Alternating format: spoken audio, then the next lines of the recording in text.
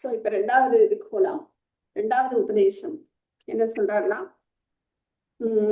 தத்து ததுதித்தம் கர்ம ஸ்வனுஷ்டீயதாம்னு போட்டிருக்கு. சோ தத்து உதித்தம் ததுதித்தம்.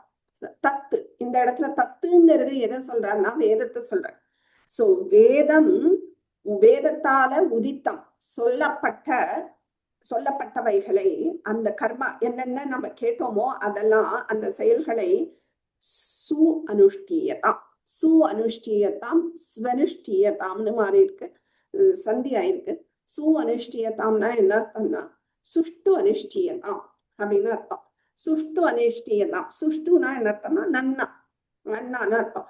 சோ இந்த இடத்துல தத்துங்கிறது என்னது? தத்துங்கிறது வேதத்தை சொல்ற. அந்த வேதத்துல சொல்லப்பட்ட கேட்டா போறாது, சிரவணம் பண்ணிட்டேன் ஓகே ஞானம் வந்துடும் அப்படின்னு, அதுக்கப்புறம் என்ன பண்ணணுங்கிறத சொல்ற. சோ வேதத்தால சொல்லப்பட்ட கர்மங்களை சுஷ்டு அனுஷ்டியதான் நன்னா அதை என்ன சொல்லணும், அது மாதிரி நடந்துக்கணும். கற்க கசடர கற்பவை கற்றவின் நிற்க அதற்கு தக அப்படிங்கிறாரு திருவள்ளுவர். அந்த மாதிரி ஆனா எல்லாம் கேட்டாச்சு, அப்படி இல்லை, கேட்டதுக்கு தகுந்த மாதிரி நடக்கணும். அதுதான் அந்த கர்மங்களை அனுஷ்டானம் பண்ணணும், அனுஷ்டியதாம் அப்படின்னு சொல்றாரு. சோ அந்தந்த என்னென்ன கர்மங்களை அனுஷ்டானம் பண்ணணும் அப்படின்னா அந்த எந்தெந்த ஆசிரமங்கள்ல இருக்கோமோ அந்தந்த ஆசிரமத்துக்கு உண்டான கர்மங்களை நம்ம அனுஷ்டானம் பண்ணணும். சோ நம்ம என்ன ஆசிரமத்துல இருக்கோம், மோஸ்ட்லி இங்க இருக்கிறவா நான் நினைக்கிறேன் எல்லாருமே வானப்பிரஸ்தாசிரமம் இல்ல சன்னியாசாசிரமம் அந்த ஏஜ்ல இருப்பா. கரெக்டா? யாராவது ஒரு 30க்கு கீழே இருக்கீங்களா குரூப்ல? அவங்க ஏஜ் என்ன சொல்லுங்க எல்லாருக்கும். பாருங்க 13 வெரி நைஸ்.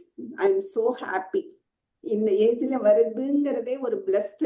இதெல்லாம் கேட்கறதுங்கிறதே ஒரு பிளஸ்ட். முதல்ல 2 மணி நேரம் உட்காருங்கிறதே வராது, அப்படி ஏஜ் அது. So really happy baby. So இந்த ஆசிரமங்களுக்கு இந்த மாதிரி இப்ப இந்த குழந்தைக்கு ஆசிரமம் படிக்கணும், அத்தியனம் பண்ணணும். ஸோ அத்தியனம் பண்ணணும்னா சாஸ்திரங்களை எப்படி அத்தியனம் பண்ணணும், கேட்கணும். ஸோ அதுதான் அவ பண்றா, சிரவணம். So it's very very important. அதனால இந்த இதுக்கப்புறம் செகண்ட் ஸ்டெப் என்ன சொல்றாருன்னா அந்தந்த ஆசிரமங்களுக்கு உள்ளதை கேட்டுட்டு அதுபடி நடக்கணும்னு சொல்றாரு. ஸோ இப்ப கிரகஸ்தாசிரமம் ஃபர்ஸ்ட் பிரம்மச்சரிய ஆசிரமத்துல தனக்குள்ள அத்தியனங்களை பண்ண வேண்டியது ஸ்வாத்தியாயம்னு சொல்லுவோம். அதுக்கப்புறம் என்ன பண்ணலாம், சுவாத்தியாயம் பண்ணிட்டு அந்த இப்ப சந்தியாவந்தனம் பண்ணக்கூடிய இதுவா இருந்ததுன்னா அந்த கர்மங்கள் எல்லாம் நித்திய நைமித்திக கர்மங்கள்னு சொல்லுவோம். That's very very important. நித்திய நைமித்திக கர்மங்களை விடவே கூடாது அப்படிங்கிற சாஸ்திரம். ஸோ அதை பண்ணிதான் ஆனும். கிரகஸ்தாசிரமத்துல என்னெல்லாம்னா அக்னிகோத்திரம் அதெல்லாம் சொல்றது வேதம். அக்னிகோத்திரம் ஜுஹ்யாத் அப்படின்னு. அதுக்கப்புறம் பஞ்சமகா யஜ்யங்கள் அது எல்லாருமே பண்ணணும்.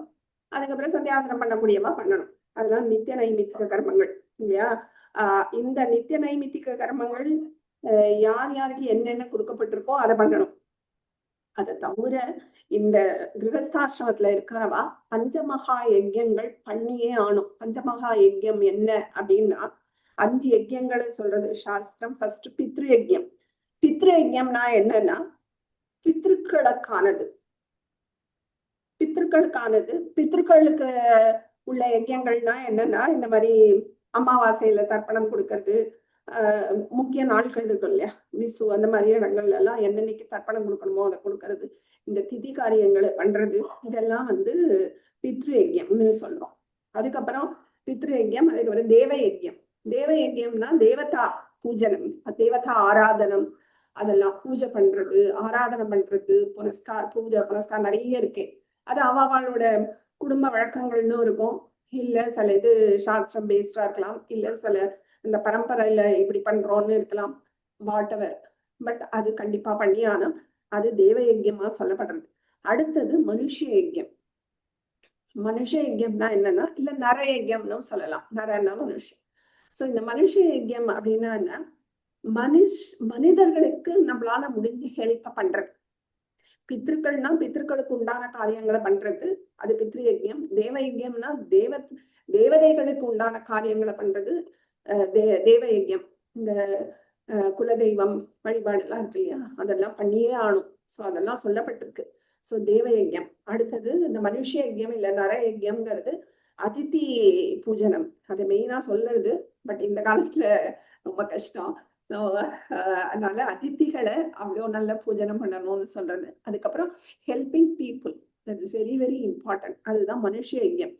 அடுத்தது பூத யஜ்யம். பூத யஜ்யம்னா என்னன்னா, மற்ற ஜீவராசிகள் இருக்கு இல்லையா, ஜீவராசிகள் எல்லா ஜீவராசிகளுக்கும் நம்ம வந்து ஏதாவது உண்டு டெய்லி கொடுக்கணும்னு வச்சுக்கணும். ஒரு பறவைக்கு ஒரு வீட்டுல இடம் இருந்தா ஒரு சாதம் போட்டு வச்சிருக்கலாம். காக்காய்க்கு என்ன, காக்கா குருவி என்ன வருதோ, இல்ல ஒரு பவுல்ல தண்ணி வைக்கணும். ஸோ இந்த சாப்பாடு, அதுக்கு என்ன தானியமா கொடுக்கலாம். ஸோ தானியமும் இல்ல வாட்டர், இந்த ரெண்டும் கண்டிப்பா ஏதாவது பறவைகளுக்கு கொடுக்கறது. இல்ல எங்கேயாவது நீங்க போகும்போது ஒரு பிஸ்கட் பாக்கெட் வாங்கி போய் அங்க உள்ள அப்படி போட்டோம்னா நாய் சாப்பிடலாம். ஏதோ ஒரு பூதங்களுக்கு டெய்லி பூத யஜ்யம் இஸ் வெரி வெரி இம்பார்ட்டன்ட். இந்த பூத யஜ்யம் பண்ணலைன்னா அதம பிறவைகள் மாதிரி சொல்லப்படுறது. ஸோ அதனால பூத யஜ்யம் பண்ணியே ஆகணும். அடுத்தது ரிஷி யஜ்யம். 5வது ரிஷி யஜ்யம். ரிஷி யஜ்யம்னா என்னன்னா, ரிஷிகள்னால சொல்லப்படுற கிரந்தங்கள் நிறைய இருக்கு இல்லையா, கிரந்தங்கள். இப்ப ஃபார் எக்ஸாம்பிள் இந்த கிரந்தமே எடுத்துக்கோங்களேன், ஒரு பெரிய மகான்னால சொல்லப்பட்டது. ஸோ இந்த மாதிரி நிறைய கிரந்தங்கள் நம்மளோட சனாதன தர்மத்துல இருக்கு.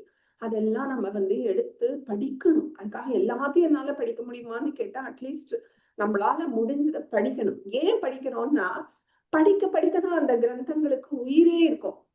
இப்ப இந்த ஃபார் எக்ஸாம்பிள் இந்த கிரந்தத்தை யாருமே படிக்கலன்னா அந்த பிரிண்ட் போடுறவா அப்படியே நிப்பாட்டிடுவா. நம்ம புக்கு வாங்கும்போது யாராவது ஒருத்தர் வாங்கினோம்னா எப்போ உள்ள பிரிண்டா இருக்கும், பிரிண்ட் போட மாட்டா. ஏன்னா அவளுக்கு பிசினஸ் இருக்காது, போட மாட்டா. அப்படியே இன்னும் காலக்கிரமத்துல அந்த புக்குகள் இருக்கிற ஸ்டாக் தான் இருக்கும், அதுவும் அப்படியே குறைஞ்சு போயிடும். அது அப்படியே இல்லாமையே போயிடும், அந்த கிரந்தமே இல்லாம போயிடும். ஸோ அதெல்லாம் அதனால நம்ம ஏதாவது ஒரு கிரந்தத்தை எடுத்து நம்ம படிக்க ஆரம்பிக்கணும். இப்படி இங்க இருக்கிற நம்ம இவ்வளவு பேரு ஆளுக்கு ஒரு கிரந்தத்தை படிச்சாலே 60 கிரந்தங்கள் உயிரோடு இருக்கும். அதனால அவ்வளோ கிரந்தங்கள் இருக்கு. அது நம்ம உயிர் கொடுக்கணும்னா அதை படிக்கணும். ஸோ ஏன்னா சும்மா வைக்கிறதுனால பிரயோஜனமே கிடையாது, அது நாளடைவில் அது இல்லாமையே போயிடும். அதனால நம்ம வாசிக்கணும். ஸோ நிறைய அந்த பாஷ்யங்கள் ஏதோ ஒண்ணு வாசிக்கணும்.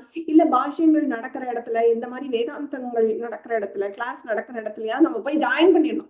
இப்ப அதுக்காக தானே இந்த புக்கு வாங்கியிருக்கேன் எல்லாரும், இல்லையா, வாங்கியிருக்கேன்னு நினைக்கிறேன் எல்லாரும். கண்டிப்பா வாங்குங்க. ஏன்னா இது ஒண்ணும் பெரிய விலை எல்லாம் கிடையாது, கம்மி ரேட்டு தான்.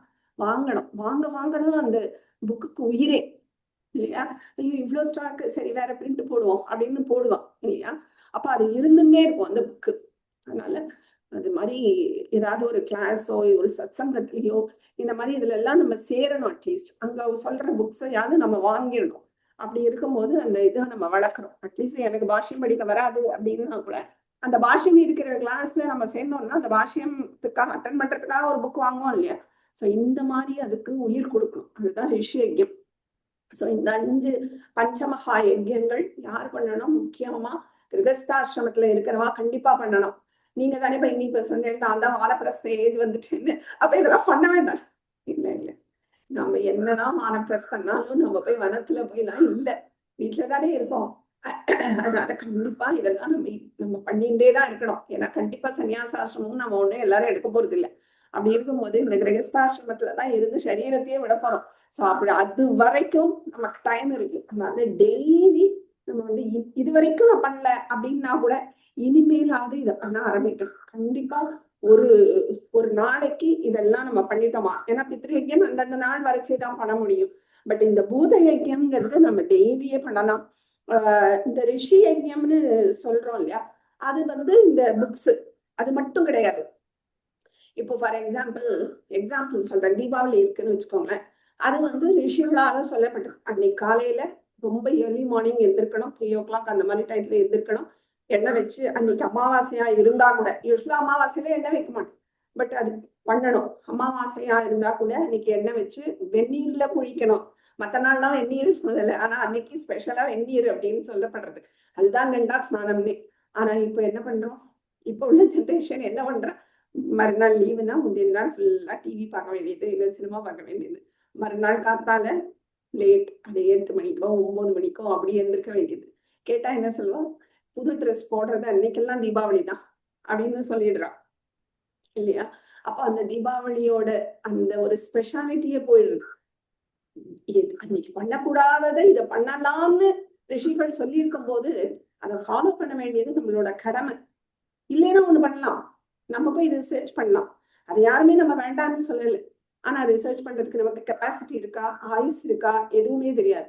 அப்போ அட்லீஸ்ட் பண்ணி வச்சிருக்கிறவாளையாவது நம்ம கண்ண மூடின்னு ஃபாலோவாது பண்ணணும். இதுல ஒண்ணும் பெரிய கண்ண மூடின்னு ஃபாலோ பண்ணா இதுல ஒண்ணும் தப்பு இல்லையே, கண்டிப்பா பண்ணணும். சோ இதுவாது பண்ணணும், இல்ல நம்ம ரிசர்ச் பண்ணணும். இந்த ரெண்டும் பண்ண மாட்டேன், நான் குறை மட்டுமே சொல்லிட்டு இருப்பேன் அப்படின்னு இந்த ஜெனரேஷன்லாம் ஆரம்பிச்சிருக்கேன். அந்த மாதிரிலாம் இருக்கக்கூடாது. சோ இது ரிஷி யஜ்யம். ஏன்னா ரிஷிகளால சொல்லப்பட்டது. நம்ம தான் இதை காப்பாற்றணும். நம்ம பண்ணினாதான் அடுத்த ஜென்ரேஷன் பண்ணுவா. நம்மளே 9 மணிக்கு எழுந்திருந்தோம்னா அப்புறம் அடுத்த ஜென்ரேஷன், எங்க அம்மாவே 9 தான், நான் 10க்கு எழுந்திருக்கேன், இப்படிதான் போயிட்டு இருக்கோம். சோ அதனால அதை வந்து கொண்டாட்டம் தான். தீபாவளிங்கிறது ஒரு என்ஜாய்மெண்ட் தான். ஆனா அது ரிஷிகள் சொன்னபடி பண்ணணும். இந்த மாதிரி நம்மளோட இது நிறைய இருக்கு இல்லையா. சோ எல்லாமே சொல்றேன். சோ அதனால இப்போ அவ சொல்ற இந்த கால ஜென்ரேஷன் புது ட்ரெஸ் போடுற அன்னைக்கெல்லாம் தீபாவளி தானே, இன்னைக்கு போட்டாதான் உண்டா அப்படி. அப்ப பர்த்டே, புது ட்ரெஸ் போடுற அன்னைக்கெல்லாம் பர்த்டே தானே, எதுக்கு பர்த்டே செலிப்ரேஷன் அன்னைக்கு ஸ்பெஷலா வைக்கணும் இல்லையா. அதுவும் கேக்கு ஒரே வெட்டு, இந்த மாதிரி கேக்கு கட் பண்றதோ இல்ல ஊதி அணைக்கிறது, இதெல்லாம் நம்மளோட சனாதன தர்மத்துல கிடையவே கிடையாது. ஊதி அணைக்கு இந்த நெகட்டிவே நம்ம கிட்ட இருக்காது. நீங்க பார்த்தீங்கன்னா தெரியும், எல்லாமே பாசிட்டிவா தான் இருக்கும். ஈவன் குழந்தைகளுக்கு உள்ள ரைம்ஸ் கூட பாருங்களேன். ஆத்திச்சுடினா அறம் செய்ய விரும்பு, ஆறுவது சினம், இந்த மாதிரிதான் முடியும். இயல்வது கரவேல், ஈவது விலகல், இந்த மாதிரி தானே இருக்கு. ஆனா அவளோட ரைம்ஸ் எல்லாம் பாருங்களேன், எல்லாம் நெகட்டிவ். ரெயின் ரெயின் கோவே எல்லாம் போயிடும். அதான் மழையவே மாட்டேங்கிறது, பெய்யக்கூடாத டைப்ல மழை பெய்யுறது, இந்த மாதிரி. அப்புறம் London bridges falling down, so விழுது, இதெல்லாம் ஆல்வேஸ் நெகட்டிவ் இல்லையா. இன்னொன்னு கூட சொல்லுவாங்க, என்னது, இங்கி பிங்கி வாங்கி father as a donkey, donkey died father, என்ன இது நெகட்டிவ். ஸோ இந்த மாதிரி நம்ம இதுல நெகட்டிவே வராது, ஆல்வேஸ் பாசிட்டிவ். பாசிட்டிவ் தான் பேசணும். ஏன்னா இந்த குழந்தை ஒரு குழந்தையா சொல்றது ரெயின் ரெயின் கோவேன்னு எத்தனை குழந்தை இல்லை, எத்தனை ஸ்கூல்ல அப்படி இந்தியா ஃபுல்லா சொல்லிட்டு இருக்கு, உலகம் ஃபுல்லா சொல்லிட்டு இருக்கு. ஸோ அந்த கிளைமேட்ஸ் எல்லாம் மாறுது, பெய்யக்கூடாத டயத்துல மழை பெய்யறது கொட்டி வெள்ளமா ஆறுது, இந்த மாதிரி எல்லாம் பண்ணுது. ஏன்னா இதனாலயான்னு அப்படின்னு கேட்டா இல்லை, பட் இதுவும் ஒரு காரணம். அந்த பவர் ஆஃப் ஸ்போக்கன் வேர்ட்ஸ் அப்படின்னு சொல்லுவோம். It's very very important. So எதுக்கு சொல்ல வந்தேன்னா, இந்த ரிஷிகள் சொல்லறத நம்ம ஃபாலோ பண்ணணும். அது சொல்ல வந்தேன். அடுத்தது வானப்பிரஸ்தம்னு எடுத்துக்கிட்டீங்கன்னா, வானப்பிரஸ்தத்துல தபஸ், நிறைய தபஸ் பண்ணணும். இப்ப நம்ம எல்லாரும் இருக்கிறது வானப்பிரஸ்தம் தான். தபஸ் நான் எப்படி பண்ணுவேன், நான் கிரகத்துல நான் இருக்கேன் அப்படின்னு நீங்க சொன்னீங்கன்னா, கண்டிப்பா பகவத்கீதையில சொல்றது காய்க தபஸ், மானசீகமான மனசால பண்ணக்கூடியது, காய்கம்னா சரீரத்தால பண்ணக்கூடியது, அப்புறம் வாச்சிக தபஸ் வாக்குனால பண்ணக்கூடியது. இந்த மாதிரி 3 விதங்களை சொல்றது. இதுல வந்து உடம்புனால பண்றது நமக்கு தெரியும், கோயிலுக்கு போறது, இது நல்ல காரியங்கள்லாம் பண்றது. மனசுனால பண்றதுன்னே இருக்கு, அதுலதான் நம்ம வந்து தியானம், அதெல்லாம் நம்ம பின்னாடி பார்ப்போம், மெடிடேஷன் பண்றது அதெல்லாம். ஸோ அதெல்லாம் வந்து மனசுனால பண்றது. இன்னொன்னு வாக், ஸோ இந்த ஸ்லோகங்களை சொல்றது, சுந்தரகாண்டம் கிளாஸ்க்கு வரைக்கும் ஸோ அது சொல்லுறது, அதுவே ஒரு வாக் சக்தி. சொல்ல சொல்ல சொல்ல அதுவே ஒரு தபஸ். ஸோ அதனால அதெல்லாம் சொல்லணும். ஸோ இந்த மாதிரி இருக்கிறது தான் வந்து வானப்பிரஸ்தாசிரமம். அதுக்கப்புறம் சந்நியாசம். சந்நியாசத்துல வந்து வேதாந்தம், முக்கியமா வேதாந்தத்தை வந்து படிக்கிறது, இல்ல சிரவணம் பண்றது, மனனம் பண்றது, இதெல்லாம் வந்து நிதித்தியாசனம் பண்றது, இதெல்லாம் வந்து சந்நியாசாசிரமம். குரு பூஜா, இதெல்லாம் வந்துதான் பண்ணணும். ஸோ நம்மளும் அதுக்காக நான் வந்து எனக்கு வானப்பிரஸ்தம் இல்லதானே இருக்கேன், இன்னும் ஒரு 10 வருஷம் போட்டோம் அப்படின்னு நம்ம விடக்கூடாது. ஏன்னா அந்த 10 வருஷம் நம்ம இருப்போமாங்கிறது நமக்கு சாஸ்வதம் கிடையாது இல்லையா. இப்ப அந்த காலத்துலன்னா நீங்க திரேதாயுகம் துவாபர யுகம்லாம் எடுத்துட்டா இயர்ஸ் நிறைய வாழ்க்கை. ஸோ நான் ஒரு 100 வருஷம் இப்படி இருந்துக்கிறேன், 100 வருஷம் அப்படி இருக்கேன்னு நம்ம சொல்லலாம். பட் நமக்கு எப்போனே தெரியாது, எல்லாமே 100 years மேக்சிமம் இல்லையா. ஸோ அதனால நம்ம பாரப்பர சன்னியாசாசிரமம் வயசு வரைக்கும் நமக்கு இருக்கா ஆயுஸ் அப்படிங்கிறது நமக்கு எழுதிலாம் வந்து சாசனம்லாம் இல்லை. அதனால நம்ம இப்பமே அந்த ஆசிரமத்துக்கு நம்மளால என்ன முடிஞ்ச ப்ராக்டிஸோ அதை பண்ண ஆரம்பிச்சிடணும். ஸோ இந்த மாதிரி இதெல்லாம் பண்ணலாம். குரு சேவா நம்ம ஆல்ரெடி எல்லாருமே பண்ணதுதான். அதுக்கப்புறம் வேதாந்தத்தை படிக்கணும். ஸோ அதுதான் இந்த மாதிரியான கிளாஸ். என்னால படிக்க முடியாதேன்னு சொன்னா இந்த மாதிரி நம்ம கிளாஸ்ல சேர வேண்டியது. ஸோ இதெல்லாம் தான் அவர் மெயினா சொல்ற. படிச்சது மட்டும் போராது, அதுபடி நடக்கணும். ஸோ நம்ம கிளாஸ்லயும் நிறைய ப்ராக்டிஸ் கொடுப்போம், அதெல்லாம் நீங்க வந்து பண்ணிட்டு வரணும். ஏதோ நல்லா இருக்கு சிரவணம் அப்படி இல்லை, நம்ம அதை ப்ராக்டிக்கலாவும் கொண்டு வரணும். அதுதான் அவர் வந்து செகண்ட் இதுல சொல்றார். ஸோ ஃபர்ஸ்ட் உபதேசம் என்ன சொன்னார்? அறிவை அடைதல். ரெண்டாவது உபதேசம் என்ன சொன்னார்? செகண்ட்ல அடைந்த அறிவை செயல்படுத்துதல். ரெண்டு. ஸோ இப்போ ரெண்டு இருக்கு. இந்த ரெண்டு நாளையும் என்ன யூஸ்ன்னு முதல்ல பார்க்கணும். ஸோ அறிவை அடைதல் அப்படின்னா அப்ப அறிவுனால எனக்கு என்ன பயன்? அறிவுனால நான் எதெல்லாம் அடையலாம், அது ஒண்ணு. இன்னொன்னு அடைந்த அறிவை செயல்படுத்துதல்ங்கிற. அப்ப செயல்னால எனக்கு என்ன பிரயோஜனம் அப்படின்னு பார்க்கணும். இப்ப செகண்ட் இது அதுதானே பார்த்துட்டு இருக்கோம், செயல். அப்ப செயல்னால எனக்கு என்ன பிரயோஜனம் அப்படிங்கிறதையும் நம்ம தெரிஞ்சுட்டாதான் நம்ம பண்ண முடியும். இல்லை அதுக்கு நமக்கு ஒரு யூஸ் தெரியணும்ல, அதுதான். ஸோ அறிவுங்கிறது முதல்ல அறிவை பத்தி பார்ப்போம். ரெண்டு பாயிண்ட் இருக்கு, மெயின் பாயிண்ட். அந்த ஞானம் இல்ல ஒரு நாலேஜ் அப்படின்னு எடுத்துட்டா அறிவு அறியாமையை போக்கும். இது ஃபர்ஸ்ட் பாயிண்ட். அதாவது நாலேஜ் வந்து இக்னோரன்ஸ போக்கக்கூடியது. இக்னரன்ஸ நாலேஜால மட்டும்தான் போக்க முடியும். அஜானத்தை போக்குறது ஞானம் மட்டுமே தான். ஸோ அதனால அறிவு அறியாமையை போக்கும். இது ஃபர்ஸ்ட் டெஃபினிஷன். ஸோ இந்த அறிவை நம்ம எப்படி சொல்லலாம்னா ஒரு வெளிச்சத்தோட சொல்லலாம். இந்த அறியாமையை இருட்டோட சொல்ல முடியும் இல்லையா? ஸோ இந்த அறிவு இந்த இருட்டு வெளிச்சம் வருது, வந்து ஒரு டைமுக்கு அப்புறம் தான் இந்த இருட்டு போறதா? அப்படி கிடையாது. வெளிச்சம் வரும்போதே சைமல்டேனியஸா இருட்டு போயிடுறது, ஓடியே போயிடுறது இல்லையா? சோ அந்த மாதிரி இந்த ஞானம்ங்கிறது வரும்போதே இந்த அறியாமைங்கிறது விலகி போயிடுறது. ஸோ அந்த ஞானம்தான் அந்த சாட்சாத்காரத்தை கொடுக்கறது. ஓகே, இதுதான் வந்து என்னது ஃபர்ஸ்ட் டெஃபினேஷன். ரெண்டாவது டெஃபினேஷன் என்னன்னா அறிவு எதையும் மாற்றாது. இது செகண்ட் டெஃபினேஷன்.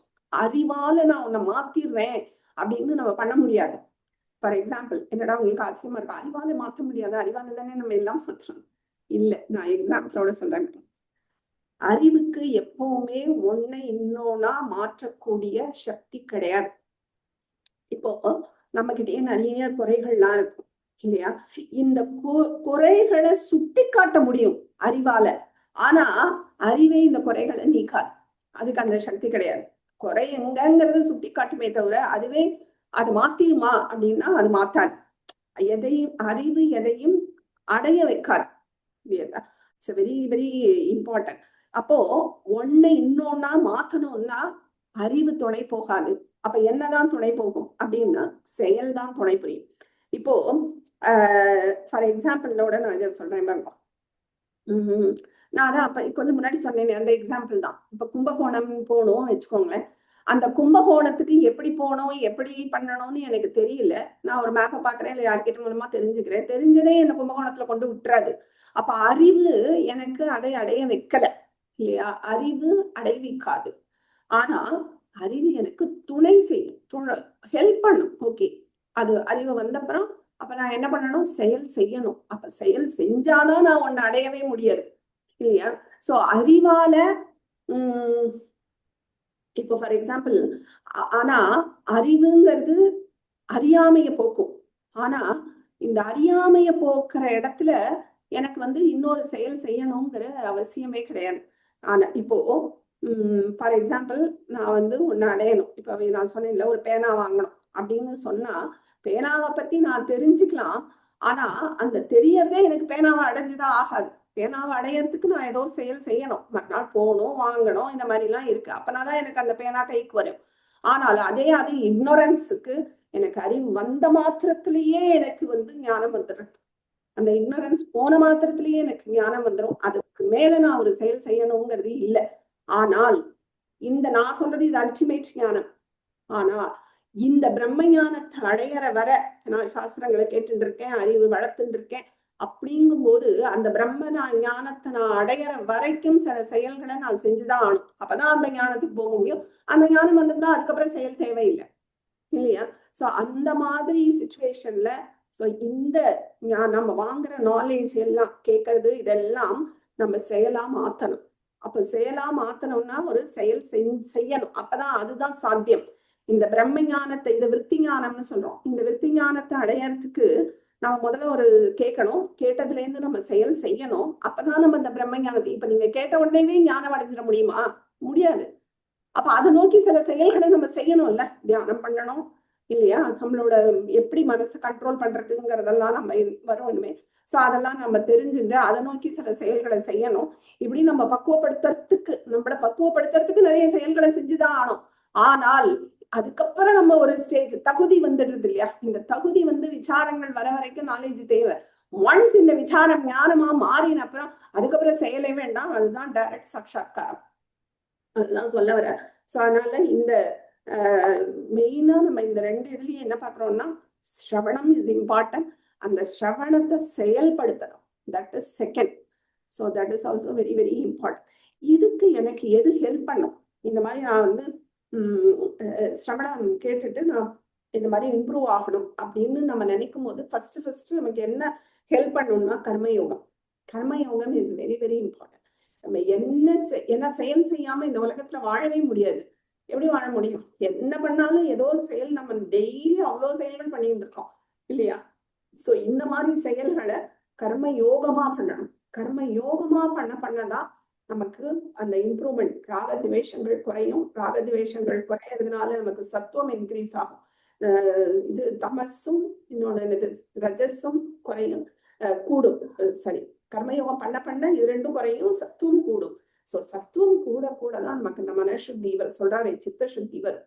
சோ இந்த சித்த சுத்திக்கு சில செயல்களை செய்யணும். கர்மயோகம். சரி, கர்மயோகம்னா என்ன அப்படின்னா, நம்ம பண்ற செயல்கள் தான். அந்த செயல்களை யோகமா பண்ற கர்மயோகமே. நீங்க என்ன பண்ணணும்னா, இப்ப இந்த 1 வீக் இருக்குல்ல, இந்த 1 வீக்ல ஒரு பிராக்டிஸ் என்ன பண்ணணும்னா, நீங்க என்ன செயல் செய்யறீங்களோ அப்பெல்லாம் இந்த நாலேஜோட, ஏன்னா நம்ம தன்னை மறந்து அந்த செயல்ல தான் பண்ணிட்டு இருப்போம். அந்த தன்னை மறந்து கூடவே கூடாது. ஒவ்வொரு செயல் பண்ணும் போதும் இது நான் செய்யல அப்படிங்கிற ஒரு எண்ணம் இருக்கணும். இது என்னோடது கிடையாது. இதுல என்ன ரிசல்ட் வந்தாலும் அது எனக்கு இல்லை அப்படிங்கிற மாதிரி 3த்தையும் நினைச்சுக்கணும். சோ இந்த நாங்கிற ஒரு அகங்கார புத்தியை நம்ம விடணும். That is very very important. கர்மயோகத்துல ஈஸ்வர அர்ப்பணமா செய்யணும். சோ என்னென்ன காரியங்கள் நம்ம செய்யறோமோ இந்த 1 வீக்ல நீங்க இதை பிராக்டிஸா வச்சுக்கோங்க. இந்த 1 வீக் ஃபுல்லா நீங்க என்ன வேலை பண்ணாலும் சரி, எல்லாமே ஈஸ்வர அர்ப்பண புத்தியில பண்ணணும். நான் பண்றேங்கிற புத்தியை விட்டுடணும். நான் பண்ணல, அது ஒவ்வொன்றுத்துக்கும் ஒவ்வொரு செயலுக்கும் நீங்க நினைக்கணும். சோ அதுதான் கர்மயோகம். அப்போ அதுல இருந்து வரக்கூடிய ரிசல்ட், பாவம்னாலும் சரி புண்ணியம்னாலும் சரி, அது நம்மளோட அக்கௌண்ட்ல வராது. So that is very very important. இந்த 1 வீக் நீங்க கர்மயோகம். இன்னொன்னு என்னன்னா gratitude is very very important. ஏன்னா யாருமே கிராட்டிடியூட்ல நம்ம இருக்கிறது இல்லை. எனக்கு அது இல்லையே, இது இல்லையே, அவன்கிட்ட இருக்கே, எங்கிட்ட இல்லையே, அவ அது வச்சிருக்காளே, எங்கிட்ட வரலையே, இவ அப்படி சொன்னாலே, இந்த மாதிரிதான் நம்ம பண்ணிட்டு இருக்கோமே தவிர இருக்கிறதுக்கு முதல்ல ஒரு சாட்டிஸ்பாக்சனே, நம்ம கிராட்டிடியூடே ஈஸ்வரன்ட்ட காட்டல. ஒரு நன்றி சொல்றது, அதுதான் கிராட்டிடியூட். அப்ப அது டெய்லி நீங்க என்ன பண்ணணும்னா, காலையில எந்திருந்ததும் வேலை நீங்க அதுக்கப்புறம் தான் பெட்ல இருந்து காலையே கீழே வைக்கணும். ஃபர்ஸ்ட் பண்றது கிராட்டிடியூட் தான். நான் திருப்பி சொல்லியிருக்கேன், தத்துவபோதத்திலையும் சொல்லிட்டே இருக்கேன். எனக்கு இவ்வளவு நாள் நீங்க எல்லாம் பண்றீங்களான்னு தெரியல, எனக்கு தத்துவபோதம் மட்டும் பண்ணவா. ஏன்னா அது டெய்லி ரொட்டீன் லைஃப் ஆக்கணும். எந்திருந்ததும் முதல்ல கிராட்டிடியூட். ஏன்னா நம்ம எந்திருக்கிறதே ஒரு பிளெஸ்ஸிங். தெரியாது, தூக்கத்துல போயிட்டோம்னா சில பேர் சொல்லலாம் அதுவே பிளெஸ்ஸிங் எனக்கு. இல்ல, அது பிளெஸ்ஸிங் கிடையாது. அது ஓகே, அதுதான் எனக்கு விதிக்கப்பட்டிருந்தா அது அடுத்தது. பட் இல்ல, ஏன்னா இந்த உலகத்துல இந்த ஒரு என்ன சொல்றது, அந்த ஜாகிரத் ஸ்டேட்னு சொல்லுவோம். இந்த ஸ்டேட்ல தான் நம்மளால மோட்சத்தை நோக்கி ஸ்டெப்பே பண்ண முடியும். அப்புறம் தூக்கத்திலேயே போயிட்டோம்னா திருப்பி பிறக்க வேண்டியதுதான். அதனால it's very very important. Gratitude is very very important. ஒவ்வொரு நாளும் எந்திருக்கிறதுக்கே முதல்ல நம்ம தேங்க் பண்ணணும். ஒவ்வொரு செயலுக்கும் தேங்க் பண்ணணும். நீங்க ஒரு ரவுண்டு ஹாஸ்பிட்டலோ ஒரு ரவுண்ட் போயிட்டு வந்த அநாத ஆசிரமங்களோ போயிட்டு வந்தாதான் தெரியும் ஈஸ்வரன் நம்மளை எவ்வளவு அவசரத்துல வச்சிருக்கான் அப்படின்னு. அதனால நமக்கு நிறைய கொடுத்துருக்கான். அது நம்ம முதல்ல லிஸ்ட் அவுட் பண்ணணும். பிறந்ததுல இருந்து லிஸ்ட் அவுட் பண்ணி என்னெல்லாம் கொடுத்துருக்காங்கிறத கிராட்டிடியூட்ல கொண்டு வாங்க. மனுஷ பிறவி கொடுத்துருக்கிறதே ஒரு பிளெஸ்ஸிங். வேற ஆடாவோ மாடாவோ இருந்ததுன்னா நம்ம மாதிரி சிரவணமே பண்ண முடியாது. இந்த மோட்சம்னு ஒண்ணு இருக்குங்கிற அறிவே நமக்கு வராது இல்லையா? சோ அதனால அது பண்ணணும். Gratitude is very important. அடுத்தது கர்மயோகமா ஒவ்வொரு செயலையும் கர்மயோகமா பண்ணணும். இந்த வானப்பிரஸ்த ஆசிரமத்துல இன்னொன்னு முக்கியமானது என்னன்னா, சமத்துவம் யோக உச்சத்தையும் இருக்கு. அதாவது சமத்துவ பாவத்துல இருக்கிறது. எது பாசிட்டிவ் வந்தாலும் சரி, நெகட்டிவ் வந்தாலும் சரி, சமமா மனசை வச்சுக்கிறது. அது ஈஸி கிடையாது. சோ நம்ம என்ன மெயினா என்ன பண்ணணும்னா, இந்த வானப்பிரஸ்த ஆசிரமத்துல இருக்கிறவா இருக்கோம், எல்லாருமே அதுலதான் மோஸ்ட்லி இருக்கோம். சோ இந்த நம்ம வானப்பிரஸ்தத்துல இருக்கிறதுனால முதல்ல நம்ம பண்ண வேண்டியது, தயவு செய்து நீங்க உங்களுக்கு டைம் கொடுக்கணும். அது இல்லாம எனக்கு பொண்ணு கல்யாணம் எடுத்து பையன் கல்யாணம் எடுத்து நான் அங்க போய் நான் ஹெல்ப் பண்றேன், நான் அங்க போய் திருப்பி குக்கிங் பண்றேன், அங்க வந்து குழந்தையில பாத்துக்கிறேன், நானா இருக்க கண்டுதான் நான் நல்லா வளர்ப்பேன்னு என் பொண்ணு சொல்லிட்டா, என் பையன் சொல்லிட்டான். இதெல்லாம் உங்க அக்கௌண்ட்ல வரவே வராது. அது முதல்ல நல்ல ஞாபகம் வச்சுக்கோங்க. ஏன் நல்லதுதானே, நல்லதுதான். ஆனா இந்த நல்லதுக்கு உங்களுக்கு என்ன லோகம் கொடுக்க முடியுமோ அதை தான் கொடுக்க முடியும். மோட்சம் தான் கிடைக்காது. மோட்சம் கிடைக்கணும்னா உங்க கிரகஸ்தாசிரமத்துல என்னன்னா, நம்ம குழந்தை நீங்க உங்களோட குழந்தையில சொந்த கால்ல நிக்கிற வரைக்கும் நீங்க பண்ற எஃபர்ட் அது கண்டிப்பா வேணும். அதுக்கப்புறம் பியாண்ட் தட் நான் அங்கேயே போறேன் அப்படின்னு பையன் வீட்லயோ பொண்ணு வீட்லயோ போய் செட்டில் ஆகுறதுலாம் பண்ணவே கூடாது. ஏன்னா போனோம்னா ஃபர்ஸ்ட் அடி வாங்குறது நம்மளோட ரிச்சுவல்ஸ். ஒண்ணும் பண்ண முடியாது. அங்க அவசர அவசரமா இருக்கும்போது நம்ம தியானம் பண்றேன்னு உட்கார முடியாது. அப்ப நம்ம டைம் எல்லாம் அதுலதான் போடுற மாதிரி இருக்கும். அதுக்கப்புறம் திருப்பி என்ன சொல்ல, திரும்ப வந்து அடுத்த செஷன் ஆரம்பிக்க வேண்டியதான். முதல்ல இருந்து திருப்பி வரணும். அந்த குழந்தைகளை பாத்துக்கிறது, குழந்தைகளை வளர்க்கறது, அதெல்லாம் சொல்லப்படவே இல்லை. அதெல்லாம் உங்களோட கடமை கிடையாது. அது அந்தந்த பேரண்ட்ஸோட கடமை. அவ பார்த்துப்பா. அதுவும் இந்த காலத்துல நிறைய ஃபெசிலிட்டி இருக்கு. They will take care. நம்ம தான் போய் பார்க்கணும். நானா இருக்கிறது அதுலயும் இந்த பேரன் மேல பேத்தி மேல ஒரு அட்டாச்மெண்ட் வேற வந்துடுறது. சாப்பிட்டாதான் சாப்பிடுவேன், அவனுக்கு உடம்பு சரியில்லைன்னா இங்க சாப்பிட மாட்டேன், தூங்க மாட்டேன். தேவையில்லை. அதுக்கு என்ன வேணுமோ அதுக்கு உண்டான ஸ்டெப்ஸ் எடுக்கலாம். ஹெல்ப்புக்கு வேணும்னா போயிட்டு வரலாம், தப்பே கிடையாது. ஆனா அங்கேயே போய் இருக்கிறது, அந்த பேரன் மேல அவ்வளோ அட்டாச்மெண்ட், அதெல்லாம் தேவையே இல்லை. அங்க போய் இருந்தாலுமே நம்ம வந்து நிறைய நம்ம சாக்ரிஃபைஸ் பண்ணிட்டு தான் இருக்கணும். ஆனா சாக்ரிஃபைஸ் பண்றோங்கிறது கூட அந்த சைட்ல இருந்து தெரியாது. ஏன்னா அவன் மேல தப்பு கிடையாது. ஏன்னா நம்ம ரிட்டையர்மெண்ட் தானே, ஆஃப்டர் ரிட்டையர்மெண்ட் தானே வந்திருக்கா. ஸோ அவளும் என்ஜாய் பண்றான்னு அவன் நினைச்சிட்டு இருப்பான். பட் அந்த ரிச்சுவல்ஸ்ல இருந்து அடி வாங்கும். ஸோ நிறைய சாக்ரிஃபைஸ் பண்ணிட்டு தான் அங்க இருக்கணும்.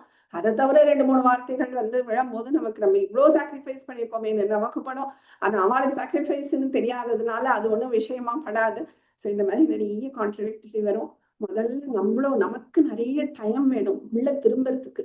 நிறைய வேணும். நம்மளோட மனசு எதை நோக்கி போறதுங்கிறத நம்ம முதல்ல வாட்ச் பண்ணோம். கர்மயோகமா பண்ண ட்ரை பண்ணணும். பண்ணறதெல்லாம் நிறைய நான் தியானம் நிறைய அடுத்த கிளாஸ்ல இருந்தாலும் நான் கொஞ்சம் தியானம் ஆரம்பிக்கிறேன். சோ இந்த தியானங்களை நிறைய பண்ணணும். தியானம் பண்ணவே மனசு ஒருமுகப்படும். இந்த மனசு ஒருமுகப்பட்டுட்டாலே பிசிக்கல் ப்ராப்ளம்ஸ் நிறைய சால்வ் ஆகும். அதனால தியானம் இஸ் வெரி வெரி இம்பார்ட்டன்ட். தியானமே முக்தி கொடுக்குமானா கொடுக்காது, அது ஒரு step. But that is also very very important. ஏன்னா நம்மளோட to keep our mind focused, அந்த ஃபோக்கஸ்ல கொண்டு வரதுக்கு அது கண்டிப்பா ஹெல்ப்ஃபுல்லா இருக்கும். அதனால தியானம் பண்ணணும். ஸோ ஃபர்ஸ்ட் கிராட்டிடியூட், அதுக்கப்புறம் நான் சொன்னேன் கர்மயோகமா பண்ணுவோம் இந்த வீக். ஸோ நெக்ஸ்ட் வீக் வந்து நான் சொல்ற தியானங்கள் ஒன்னொன்னாவது நம்ம டெய்லி ஒவ்வொரு கிளாஸ்ல பண்ணுவோம். ஸோ அந்த மாதிரி தியானம் பண்ணணும். தியானம் வந்து உங்களுக்கு என்ன சொல்றது, அது எதுல வரும், உபாசனா அதுலதான் வரும். ஸோ தியானம் வந்து உங்களுக்கு அப்படின்னா என்னங்கிறத முதல்ல நான் கொஞ்சம் சொல்லிடுறேன். அதுக்கப்புறம் நம்ம நெக்ஸ்ட் கிளாஸ்ல இருந்து தியானம் பண்ணுவோம். So just introduction. தியானம்னா என்ன அப்படின்னா, மானச தாபகா, அதாவது மனசுக்குள்ள நிறைய தாபங்கள் இருக்கும், குறைகள், அந்த குரோதம் அது இது அதெல்லாம் குறைக்கும் இந்த தியானம்ங்கிறது. மனசை வந்து பிரதானமா நம்ம வச்சுட்டு பண்றதுதான் இந்த தியானம். அங்க மனசுதான் இன்ஸ்ட்ருமெண்ட், மனசுதான் அனுபவிக்கிறது. அதனால மனசு வேணும். நிறைய பேர் சொல்ல மனசையே ஒழிக்கணும், மனசை கண்ட்ரோல் வேற, மனசு அழிக்கிறதுங்கிறது. மனசு இல்லாமலாம் இருக்க முடியாது, மனசை நிகிரகணம் பண்ணவே முடியாது. நிகிரகணம்னா என்னன்னா ஒன்லி கண்ட்ரோல் தான் பண்ண முடியும். ஏன்னா அது வந்து கரணம், அது ஒரு இன்ஸ்ட்ருமெண்ட். அதனாலதான் அது அந்த கரணம்னு சொல்றது சாஸ்திரம். உள்ள இருக்கிற ஒரு இன்ஸ்ட்ருமெண்ட். சோ அந்த உள்ள இருக்கிற இன்ஸ்ட்ருமெண்ட் கர்த்தாவான எனக்கு அந்த இன்ஸ்ட்ருமெண்டா இருக்கணும். ஆனா என்ன ஆயிடுறது, அந்த கரணம்ங்கிற அந்த இன்ஸ்ட்ருமெண்ட் கர்த்தாவாயிடுறது. இந்த கர்த்தாவா இருக்கிற நான் கரணம் ஆயிடுறேன். அதுதான் ப்ராப்ளம். சோ இந்த மனசு டாமினேட் பண்ணிடும். இந்த மனசு டாமினேட் பண்ணதும் அது நிறைய அழுத்தம், அதனாலதான் டிப்ரெஷன், அதனால பிசிக்கல்ல வியாதிகள் இதெல்லாம் வரும். சோ நம்ம வந்து ஃபர்ஸ்ட் மனசை கண்ட்ரோலுக்கு கொண்டு வரணும். அது கரணம்னா கரணமா இருக்க வைக்க பழக்கணும். அதுக்கெல்லாம் தான் இந்த தியானம் வந்து வெரி வெரி இம்பார்ட்டன்ட். சோ இந்த கரணம் வந்து கர்த்தா கீழே இருந்துட்ட அதை யூஸ் பண்ணி தான் நம்ம லட்சியத்தை அடையணும். சோ இப்போ ஒரு கார் இருக்குன்னு வச்சுக்கோங்க, இந்த காரு தான் மனசுன்னு வச்சுக்கோங்க. அதுல அந்த ஓட்டுறாரு டிரைவர், அவர் தான் புத்தி. அந்த பின்னாடி உட்கார்ந்து போற பாருங்க, அதான் நான். நான்னா நான் சொல்ற அந்த நான் சொல்லுவோம்ல, என்னது ஒரு அகங்கார நான். அகங்காரம்னா திமிரு அப்படி எடுத்துக்கூடாது. நான் யாருன்னு தெரியாம நான் இந்த இவாளுக்கு பொண்ணு, இந்த வேலை பண்றேன், இந்த இப்படி ஐடென்டிஃபை பண்ணி வச்சிருக்கோமே ஒரு நான். அந்த நான் ஆக்சுவல் கான்சியஸ்னஸும் ஒரு நான். அந்த நாளை நம்ம பின்னாடி நிறைய பார்ப்போம். இப்ப ஃபர்ஸ்ட் இந்த நான் தான் டிராவல் பண்றேன்னு வச்சுக்கோங்களேன். இந்த எக்ஸாம்பிளுக்கு நான் டிராவல் பண்ணிட்டு இருக்கேன். அப்போ இந்த கார், இந்த மனசு இல்ல இந்த புத்தி அதுவா டிசைட் பண்ணிட்டுன்னு வச்சுக்கோங்க, என்ன வேணா நடக்கலாம். காரா டிசைட் பண்ணிட்டுன்னா ஆக்சிடென்டே ஆகலாம். இந்த புத்தி டிசைட் பண்ணதுன்னா நான் போக வேண்டிய கும்பகோணத்துக்கு போகாம நான் மட்டும் பாண்டிச்சேரி போலாம், எங்கேயாவது போலாம், வேற இடத்துக்கு கூட்டிட்டு போயிடும் இல்லையா டிரைவர். அப்ப யாரு வந்து கர்த்தா, அந்த யாரு அதுல வந்து டாமினேட் பண்ணணும், அந்த பின்னாடி உட்காந்துருக்கிற நான். ஸோ நான் சொல்றபடிதான் இது ரெண்டும் இன்ஸ்ட்ருமெண்டா இருந்தா தான் நான் நினைக்கிற இடத்த நான் ரீச் பண்ண முடியும் இல்லையா. சோ அதனால இந்த கரணங்களா இருக்கணுமே தவிர கரணமே கர்த்தாவா மாறக்கூடாது. ஸோ அதுக்கெல்லாம் இந்த தியானம் வந்து it's very very important. So இதோட இந்த கிளாஸ் படிப்போம். ஏதாவது டவுட் இருந்தா கேளுங்க.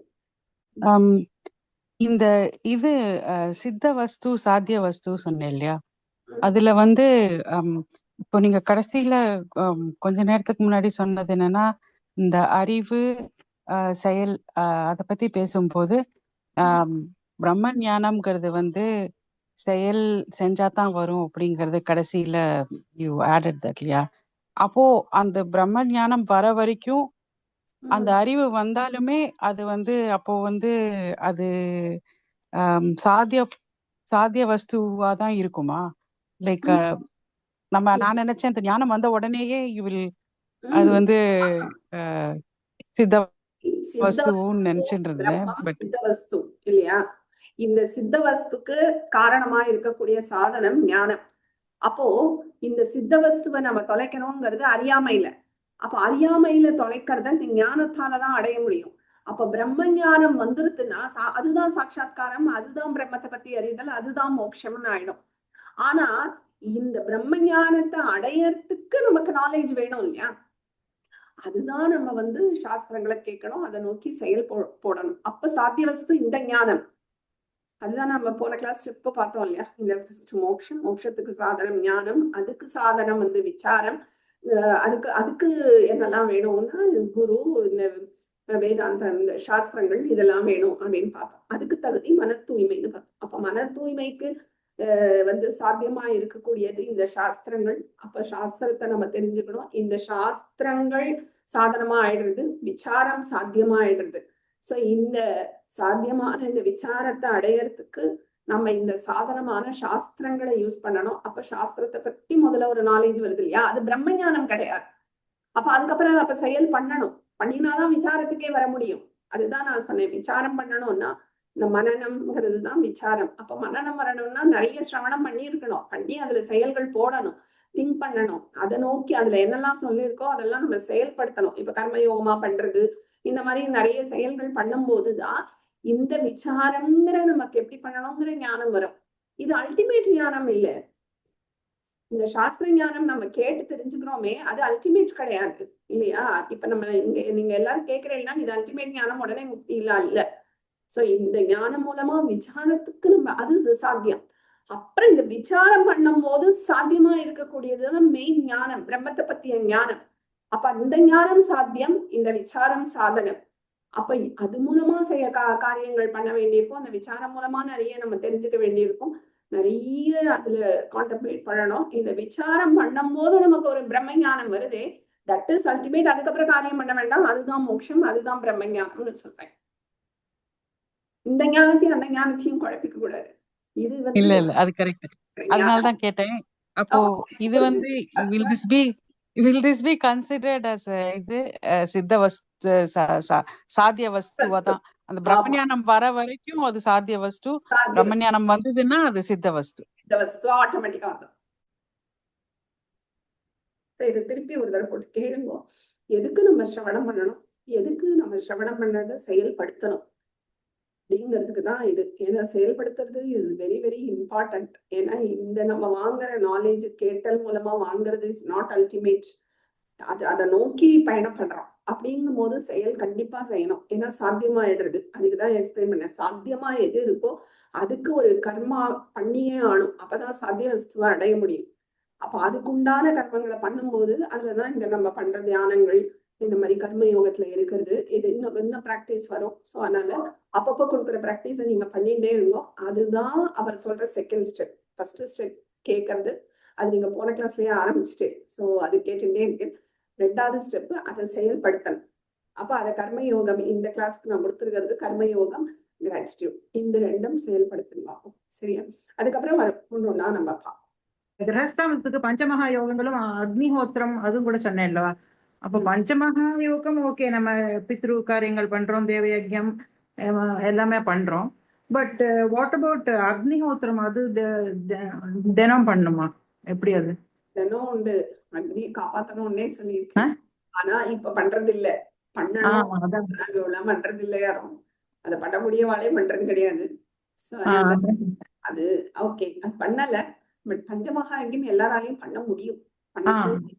இப்ப கூட நம்ம பண்ணலாம். டெய்லி ஒரு பூதங்களுக்கு சாப்பாடு கொடுக்கறது, இதெல்லாம் நம்ம டெய்லியே பண்ணலாம். இப்ப இது வரைக்கும் பண்ணலைன்னா கூட நம்ம நாளையில இருந்து கூட ஆரம்பிக்கலாம். பட் அக்னி காரியம் வந்து அதுக்குன்னு தெரிஞ்சுக்கணும், அதுக்குன்னு முறையா வந்திருக்கணும். அது இப்ப யாரும் பண்றதும் கிடையாது. நித்திய கர்மம்ங்கிறது மென்னுக்கு சந்தியாவந்தனம் பண்ணணும், அது இந்த இதெல்லாம் இருக்கு. விமனுக்குன்னு தனியா ஏதாவது இன்ஸ்ட்ரக்ஷன்ஸ் இருக்கா? இல்லைன்னா நித்திய கர்மம்ங்கிறது என்ன இன்க்ளூடட்? அது அவங்கவுங்க ஆசிரமத்தை பொறுத்து. இப்போ நித்திய கர்மங்கள் நைமித்திக கர்மங்களுக்கு என்ன டிஃபரன்ஸ் அப்படின்னா, நித்திய கர்மங்கள்னா நம்ம டே டு டே பண்றது நித்திய கர்மத்துல. நைமித்திக கர்மம்னா என்னன்னா, இப்போ ஒரு கிரகணம் வருதுன்னு வச்சுக்கோங்களேன், அதெல்லாம் நைமித்திகம். அது எப்ப டெய்லி பண்ண வேண்டாம், ஆனா அது வரைச்சே கண்டிப்பா பண்ணிதான். அதெல்லாம் வந்து இந்த கிரகணம் பிடிக்கிறச்சே சில காரியங்கள் பண்றோம் இல்லையா? அந்த கிரகண டயத்துல ஜப்பம் பண்றது, நாம ஜபம் நிறைய இப்ப பண்றோம், ஸ்லோகம் படிக்கிறது, அது மாதிரிலாம் இருக்கு. அப்புறம் தர்ப்பணம் பண்ண கூடியவா தர்ப்பணம் பண்றது. ஸோ இதெல்லாம் வந்து நைமித்திக காரியங்கள். நித்திய காரியங்கள்ங்கிறது அவளுக்கு ஜென்ஸுக்கு சந்தியாவந்தனம் அப்படின்னா, லேடிஸ்க்கு என்ன இருக்கோ பூஜை புனஸ்காரம், அந்த இடத்துல சுத்தமைக்கணும், ஏதோ ஒண்ணு அது என்ன இருக்குமோ அதுக்கேற்ற மாதிரி நம்ம பண்ணணும். அதான் நித்திய கர்மங்கள். அந்த நெய்வேத்தியத்துக்கு பண்றது அதெல்லாம் கூட நித்திய கர்மங்கள் தானே. ஓகே, இல்லைன்னா சாந்தி மந்திரம் சொல்லலாம். அந்த 2 ஸ்லோகம் ப்ராக்டிஸ் பண்ணிடுவாங்க. ஏன்னா அடுத்த கிளாஸ்ல 3, 4, 5 முடிச்சிட்டோம்னா ஒவ்வொரு கிளாஸ்லயும் 5 ஸ்லோகாஸ் பண்ண நமக்கு மெமரைஸே ஆகணும். ஆனா தான் நம்ம அதை ப்ராக்டிக்கல் லைஃப்க்கு கொண்டு வர முடியும். ஸோ அதை பண்ணிடுவாங்க ப்ராக்டிஸ். ஓகே. सर्वे भवन्तु सुखिनः, सर्वे सन्तु निरामयाः, सर्वे भद्राणि पश्यन्तु, मा कश्चित् दुःखभाग् भवेत्. ॐ शान्ति शान्ति शान्तिः. श्री गुरुभ्यो नमः. हरिः ओम्. हरिः ओम्. धन्यवादः. पुनर्मिलामः. पुनर्मिलामः. धन्यवादः.